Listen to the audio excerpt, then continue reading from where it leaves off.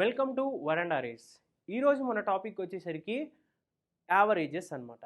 So ఈ averages యొక్క కాన్సెప్ట్లో ఏం చూస్తామో చూద్దాం ఈ లెర్నింగ్ యూనిట్లో క్రికెట్కి సంబంధించిన బేసిక్ క్వశ్చన్స్ చూస్తాం.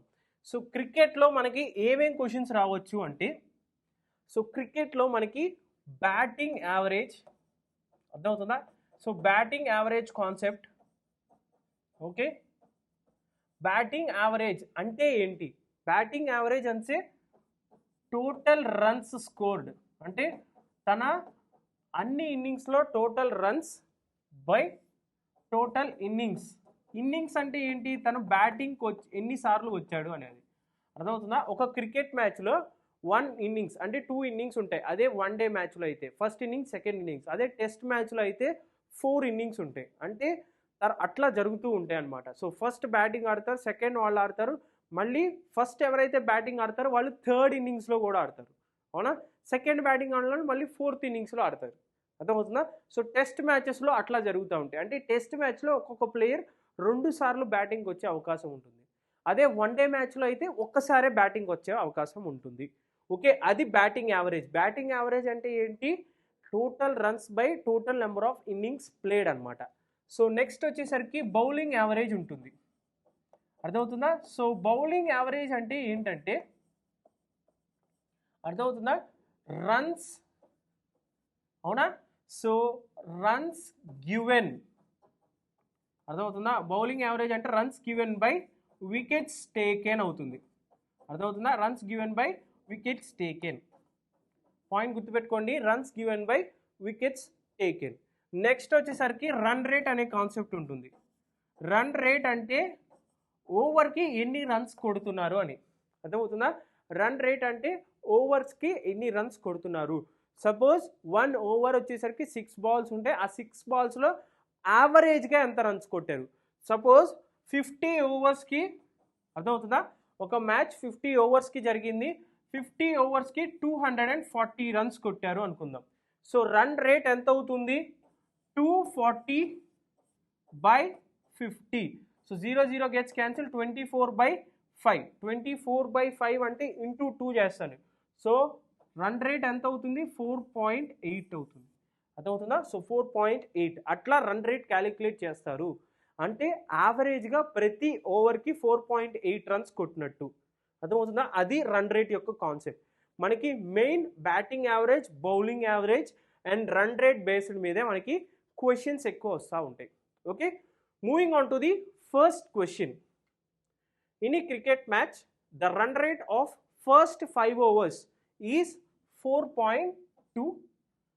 The run rate in the remaining 15 overs to reach a target of 180 runs. Okay, so 180 runs target reach అవ్వాలంటే రిమైనింగ్ 15 ఓవర్స్లో ఎంత కొట్టాలి? సో ఫస్ట్ బేసిక్ మోడల్ నుంచి వెళ్ళిపోదాం. Okay, so first 5 overs, okay, so first 5 overs ఎంత ఉంది? 4.2 ఉంది.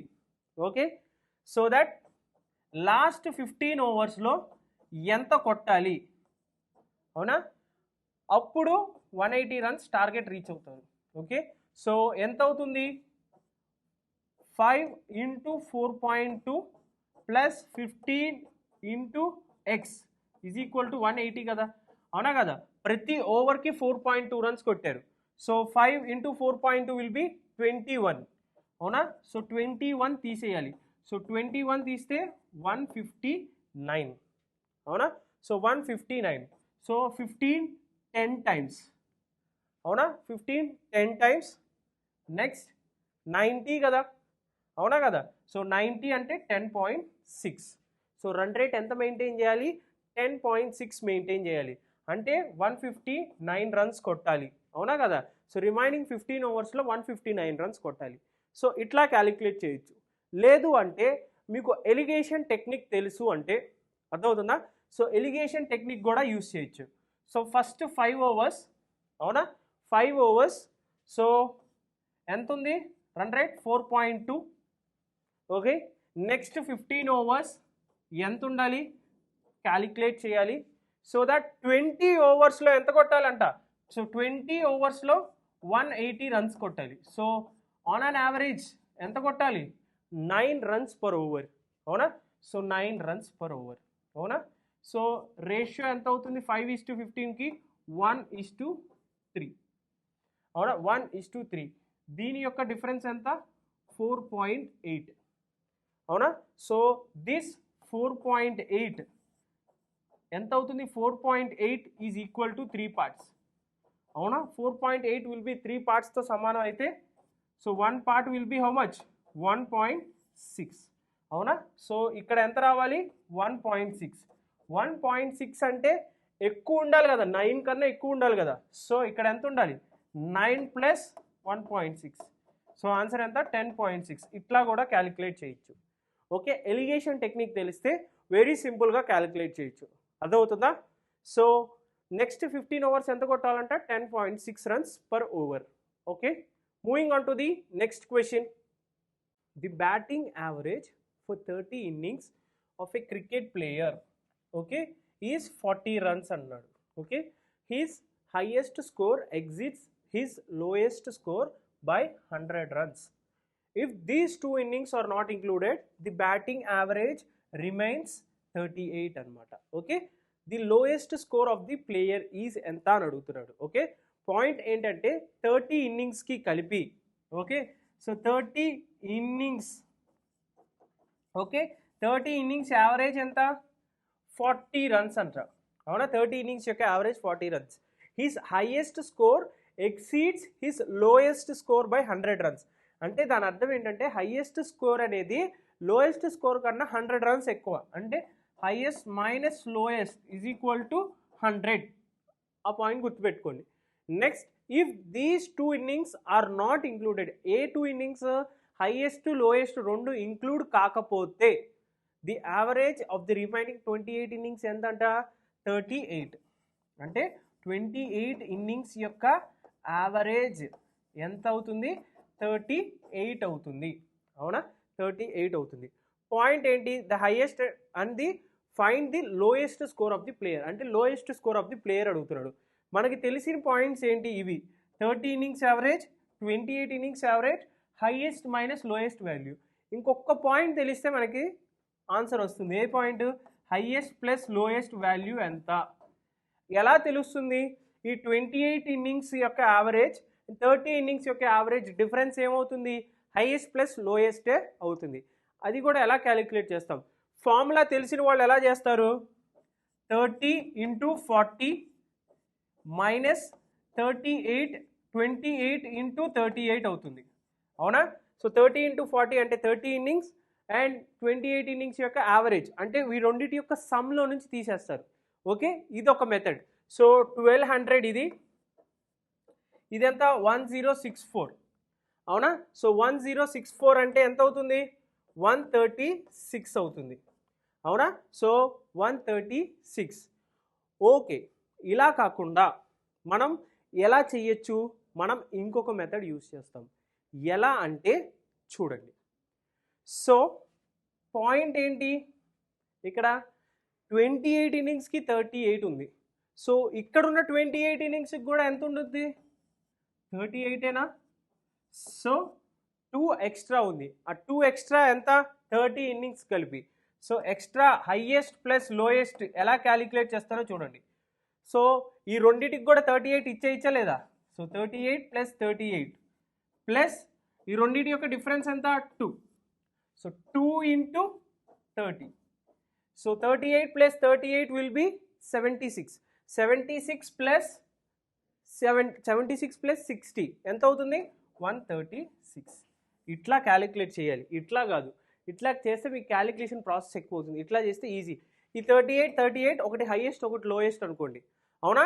So 2 into 30 ఎందుకంటే 60 runs extra ఉంది. So difference highest plus lowest యొక్క వాల్యూ ఎంత 136.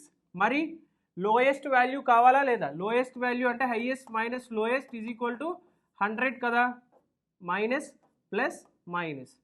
So 2 times of lowest value will be how much 36. Then lowest value will be 18. Okay, lowest value 18 runs, highest వచ్చేసరికి ఏమవుతుంది 118 అవుతుంది. ఓకే, ఏది అడిగినా మనం కనిపెట్టచ్చు. అర్థమవుతుందా? So moving on to the next question. the winning percentage of an Indian cricket team is 40% for first 30 matches.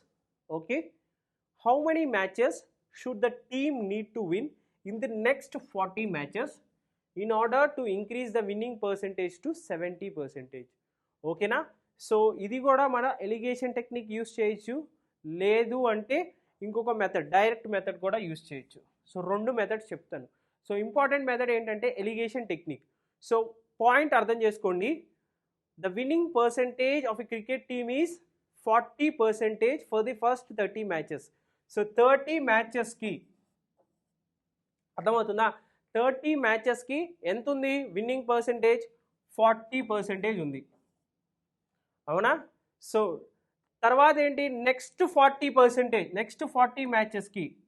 Okay, ఇది matches, అవునా?